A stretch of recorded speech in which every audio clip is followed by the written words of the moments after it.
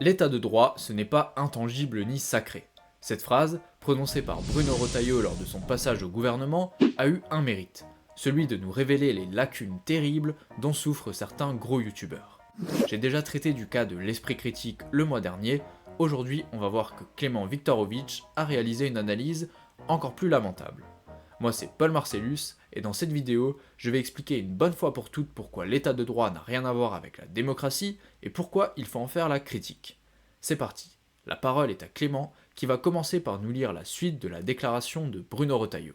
C'est un ensemble de règles, une hiérarchie des normes, un contrôle juridictionnel, une séparation des pouvoirs, mais au-delà de tout ça donc, la source de l'état de droit, c'est la démocratie, c'est le peuple souverain. Pour comprendre ce que veut dire Bruno Retailleau, il faut revenir sur le concept d'état de droit lui-même. L'état de droit, c'est deux choses. C'est d'une part un état qui respecte les règles qu'il a lui-même édictées, et c'est d'autre part le respect des droits fondamentaux et des libertés fondamentales des individus. Quand Bruno Retailleau te dit, certes, il y a une hiérarchie des normes. Mais la source de l'état de droit, c'est la démocratie, c'est le peuple souverain. La hiérarchie des normes, c'est la manière complexe de dire un État qui se soumet aux règles qu'il édicte, un État qui n'est pas dans l'arbitraire. Le respect de la hiérarchie des normes, c'est l'idée que les décrets du gouvernement doivent respecter les lois et que les lois doivent respecter la Constitution. Quand Bruno Retailleau te dit « Certes, il y a la hiérarchie des normes, mais Bruno Retailleau est en train de remettre en cause ce qui fonde la garantie contre l'arbitraire de l'État. » Ça commence très mal puisque notre cher Clément ne connaît pas la différence entre état de droit et état légal. Pour rappel, l'état légal c'est un état qui se soumet à la loi, et l'état de droit c'est un état qui en plus de se soumettre à la loi, soumet la loi elle-même à d'autres normes juridiques, et notamment au respect des libertés fondamentales des individus, comme il le dit. En France, jusqu'en 1974, on vivait dans le cadre d'un état légal. Sous la Troisième République, on a voté des grandes lois sur les libertés publiques, et l'État devait agir dans le cadre de ces lois. Et en 1974 donc, on ajoute un verrou juridique, au niveau du législateur cette fois. Avant, les juges pouvaient bloquer l'État s'il n'agissait pas conformément à la loi, et maintenant, les juges peuvent aussi censurer la loi elle-même si elle n'est pas conforme aux normes qui lui sont supérieures. On le verra au fur et à mesure de la vidéo, mais le problème avec ça, c'est que le verrou n'est pas juridique. En pratique, il est politique. Remettre en cause la hiérarchie des normes, c'est autoriser le gouvernement à prendre des actes contraires à la loi, voire contraires à la Constitution, s'il estime que c'est dans l'intérêt des individus ou que c'est du moins dans le sens de ce que désire le peuple souverain. Bruno Retailleau là est en train de dire « Nous pourrons nous mettre dans l'illégalité, nous pourrons piétiner ce que dit la loi, voire même ce que dit la Constitution, si nous estimons que c'est ce que veut le peuple souverain et si nous estimons que c'est conforme à l'intérêt général. » Ce qu'il faut bien comprendre, c'est que ce très aimable Clément, tout comme l'esprit critique d'ailleurs, passe à côté de deux choses essentielles, ce qui rend son analyse mauvaise. Premièrement, critiquer l'état de droit, ça ne veut pas dire qu'on veut que l'État ne respecte plus la loi. Il faut arrêter le délire. Loin de moi l'idée de me faire l'avocat de Retailleau, mais c'est hyper malhonnête de vouloir lui faire porter cette idée de vouloir piétiner la loi, etc. Au contraire, critiquer l'état de droit, c'est critiquer le fait que la loi doit se soumettre à des normes juridiques qui lui sont supérieures. L'arbitraire de l'État, c'est pas le sujet. Et second point, les normes supérieures à la loi dans notre état de droit, c'est la Constitution certes, mais c'est aussi les traités, et notamment les traités européens. Autrement dit, les Français ne peuvent adopter aucune loi qui entrerait en contradiction avec une norme fabriquée par Bruxelles. Je pense que quand on dénonce l'état de droit, c'est aussi ça qu'on dénonce. Et pourtant, à aucun moment il n'est question de ça dans leur vidéo. Notre cher Clément nous dit même que l'état de droit c'est un État qui respecte les règles qu'il a lui-même édictées. Ben non, c'est l'état légal ça. En tout cas, c'est pas notre état de droit, puisqu'il se soumet et soumet la loi que son peuple crée, en tout cas ses représentants, aux normes que d'autres édictent et à l'interprétation que des juges non élus font de sa constitution. Bref, d'un côté, nos deux youtubeurs étendent la définition de l'état de droit en criant au retour d'un état arbitraire, et de l'autre, ils laissent de côté une partie essentielle du problème qui est posé par ce système. Il va même plus loin.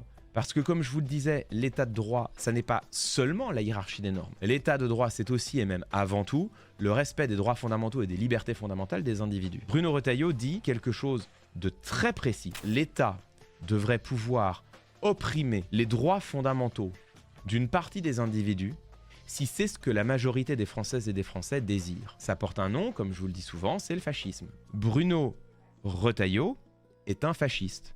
Là, je suis pas en train de vous dire Bruno Retailleau, c'est un facho, avec ce mot qui est évidemment un concept épouvantail. Je suis en train de vous faire une analyse rigoureuse, une analyse argumentée, politologique, centrée sur des concepts qui ont un sens que Bruno Retailleau connaît puisqu'il a lui-même organisé un colloque sur l'état de droit. Je suis en train de vous proposer une analyse étayée, argumentée, qui se prolonge dans une direction et une seule. Bruno Retailleau est un fasciste. Il désire qu'en France, la majorité des citoyennes et des citoyens, si elle et ils le désirent, aient le droit d'opprimer les minorités. Par exemple, les immigrés. Par exemple, les Français issus de l'immigration. Par exemple, les délinquants, ou du moins celles et ceux qui ont été reconnus coupables de faits de délinquance. Nous y sommes donc. La fameuse menace fasciste.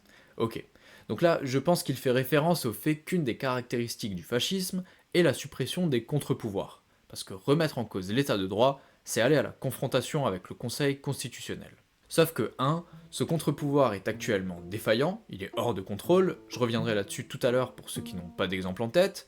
2. Ce contre-pouvoir, sous sa forme actuelle, n'existait pas au début de la 5e, ni sous les républiques précédentes, et je ne crois pas que la France vivait sous le joug permanent d'une dérive fasciste pendant tout ce temps. Et 3. Si on veut se faire peur avec le retour à un régime fasciste, moi aussi je peux prendre des caractéristiques du fascisme et les appliquer à la situation actuelle. Aujourd'hui, en France, les juges peuvent censurer le législateur à tout moment, en vertu de textes technocratiques européens ou tout simplement selon leur bon vouloir en ce qui concerne nos 9 sages, et ça, on peut le voir comme un rejet du pluralisme politique, puisque ce n'est rien de moins que la liquidation de la démocratie. Bref, pour moi, Clément Viktorovitch baigne dans une sorte d'idéologie des droits de l'homme, une logique dans laquelle les droits fondamentaux sont l'horizon ultime, et surtout une logique dans laquelle ces droits fondamentaux recouvrent un périmètre large, très large. Quiconque ne partage pas cette idéologie sera un fasciste en puissance, voulant s'affranchir du respect des droits fondamentaux pour oppresser un groupe dans la population. Le problème est le suivant, où commence l'oppression? On va voir ça dès le prochain extrait.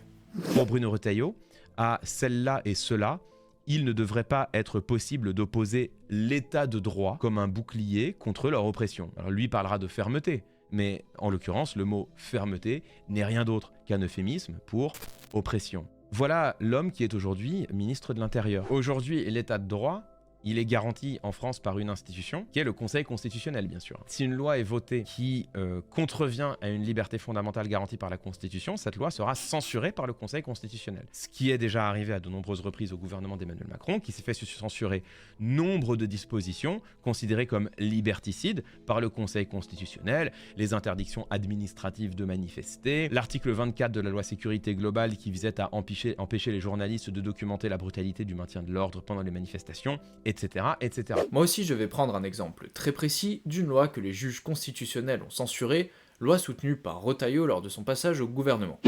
J'en parlais dans ma dernière vidéo, en France, lorsqu'une personne a une obligation de quitter le territoire, l'administration peut la retenir dans un centre en attendant de pouvoir procéder à son expulsion. Mais ça, elle ne peut que le faire pendant 90 jours. Et encore, il faut que le juge des libertés et de la détention soit d'accord. Le meurtre de Philippine en 2024 avait relancé les débats autour de ces dispositions. Autrement dit, sauf terrorisme, quand une personne a déjà été condamnée pour un délit ou un crime par exemple, ou que la police a des raisons de penser qu'elle représente un danger, peu importe, au bout de 90 jours, elle ne peut plus être retenue par l'administration alors même qu'elle est censée être expulsée. Face à ça, qu'a voulu faire le ministre le plus dangereux de la 5ème République à votre avis? Est-ce qu'il a commencé à enfermer tous les OQTF en piétinant la loi parce que c'est ce que lui commandait l'intérêt général? Non. Est-ce qu'il a soutenu une loi permettant à l'administration d'enfermer les OQTF jugés dangereux jusqu'à leur expulsion? Non plus. Ce qu'il a soutenu, c'est une loi permettant de faire passer le délai de 90 jours à 210 jours, et seulement pour les OQTF ayant commis les crimes les plus graves. Et qu'a fait le Conseil constitutionnel? Il a censuré la loi, parce que c'est écrit dans la Constitution que nul ne peut être détenu arbitrairement, et selon les sages, cette loi entravait la liberté des individus de manière disproportionnée. Voilà où commence l'oppression. Bref, on peut penser ce qu'on veut de cette loi ou d'une autre, on peut la dénoncer, trouver que les mesures sont dures, injustes, cruelles, tout ce que vous voulez, mais ne pas être d'accord avec les lois, c'est un débat politique. Le juge constitutionnel outrepasse clairement son rôle, il est passé d'un rôle de garant des droits fondamentaux à celui de super législateur. Et ça, c'est un problème énorme. Quand Bruno Retailleau nous dit « l'état de droit n'est pas intangible ni sacré, il devrait être possible d'y contrevenir », dès lors que c'est conforme à la volonté de ce qu'il appelle le peuple souverain. Ce qu'il est en train de dire, c'est concrètement qu'il faut supprimer ou à tout le moins vider de son pouvoir le Conseil constitutionnel. Clairement, oui, il faut réformer le Conseil constitutionnel. Et on arrive au cœur de cette vidéo, le rôle de l'État. C'est sûrement ça que la majorité des défenseurs manichéens de l'État de droit ne voient pas ou ne veulent pas voir d'ailleurs.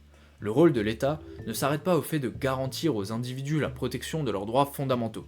L'État, c'est avant tout l'incarnation de la survie collective. L'État a un rôle stratégique à jouer. Sécurité, développement économique, intérêt géostratégique, plus l'État a des moyens, plus il est efficace, mais plus il est dangereux aussi. C'est la phrase de Paul Valéry, « Si l'État est fort, il nous écrase, s'il est faible, nous périssons ». Il s'agit de trouver un équilibre.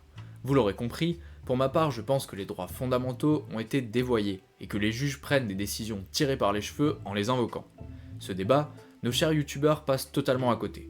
Peut-être parce que c'est plus facile de jouer le défenseur de la veuve et l'orphelin que d'essayer de cerner le sujet dans sa globalité. Ou alors ils l'ont simplement pas vu, je sais pas. Et pourtant, ce que je dis, on en trouve une trace dans le droit lui-même. La constitution, la loi, la jurisprudence, tous admettent que la hiérarchie des normes, la légalité, peut être écartée lorsque nécessité fait loi. C'est les notions de circonstances exceptionnelles, d'état de siège ou d'état d'urgence par exemple.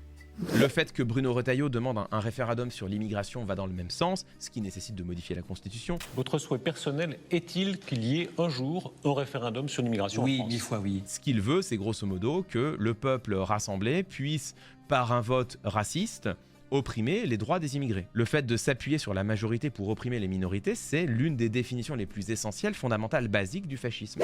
Décidément, vous n'avez que ce mot à la bouche. Mais je comprends l'idée. Ce qu'essaye d'exprimer ce brave Clément, qui je le rappelle est politologue, c'est la crainte de la tyrannie de la majorité. Et c'est quelque chose de parfaitement entendable. L'idée de placer un certain nombre de droits fondamentaux hors d'atteinte d'une simple majorité, c'est pas déconnant finalement. Simplement, ces droits et leur portée doivent être clairement définis, il faut revoir le mode de nomination des juges, etc. Bref, il faut créer un système valable pour faire ça. Autrement dit, quand je dénonce l'état de droit, c'est pas ça que je remets fondamentalement en cause. Ce à quoi je m'attaque, c'est au fait que vous, les partisans de l'état de droit à tout prix, vous êtes allés trop loin dans l'idée de défendre le peuple contre lui-même. Quand tout est droit fondamental, plus rien ne l'est vraiment, et pareil pour l'oppression. L'état de droit tel que vous le défendez n'est rien d'autre qu'un reniement de la démocratie. En pensant défendre les libertés individuelles, vous avez oublié nos libertés politiques. Et en réalité, vous avez peur du peuple. Vous en faites une bête immonde agitée par des passions tristes. Vous avez renoncé à l'idée du débat et du citoyen éclairé. Mais en renonçant à la souveraineté populaire, vous renoncez à la légitimité. Et puis, parlons-nous franchement, Clément. Ce qui nous oppose au-delà de la question de l'état de droit, ce sont les politiques migratoires. Aujourd'hui, l'état de droit est l'obstacle le plus évident à un durcissement de ces politiques, et c'est notamment pour ça que vous vous y cramponnez tellement fort, c'est pour ça que tu boudes devant l'idée d'un référendum sur l'immigration, Par un vote raciste, et c'est pour ça que mon exemple tout à l'heure touche aux OQTF. Et je tiens à te le dire, en hystérisant le débat sur cette question, en laissant enfler le malaise, on finira tous par y laisser des plumes. Mais tu crois que ça va rendre service à qui tes conneries? C'est quand la situation sera tellement ingérable et que les situations d'état d'urgence et autres circonstances exceptionnelles s'enchaîneront que nos libertés prendront un gros coup sur le terrain. Tu vas dire que ce que je dis est de l'ordre du fantasme, mais tu es encore jeune, et on en reparlera dans 30 ans. Bref, ne dévions pas du sujet, j'aurai l'occasion de revenir sur tout ça dans de futures vidéos, puisque vous l'aurez compris, j'aime bien les sujets Tabou. le problème, c'est que, mesdames, messieurs, nous sommes en train de vivre en direct par la voix de Bruno Retailleau, par la voix avant lui de Laurent Wauquiez. Nous sommes en train de vivre la préparation de l'opinion publique au vote dans le futur de lois qui pourraient être des lois emmenant la France sur une pente fasciste.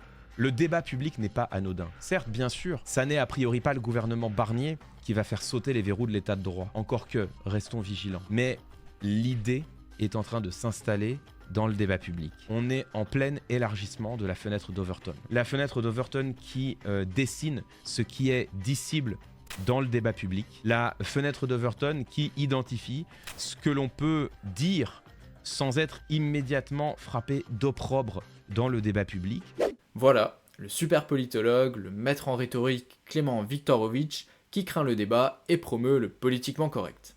Bref, je ne vous mets pas la fin de la vidéo où il joue simplement à se faire peur, et je pense qu'on a fait le tour de la question. Je vous mets par contre le lien vers sa vidéo en description, parce que j'ai retranché certains passages au montage, donc n'hésitez pas à jeter un coup d'œil. Je vous invite aussi à aller voir mes autres vidéos sur le sujet de l'état de droit qui s'affichent à l'écran. Vous trouverez peut-être des réponses à des points que je n'aurais pas assez explicités ici. N'hésitez pas à aimer, partager et vous abonner. Merci et à bientôt, c'était Paul Marcellus.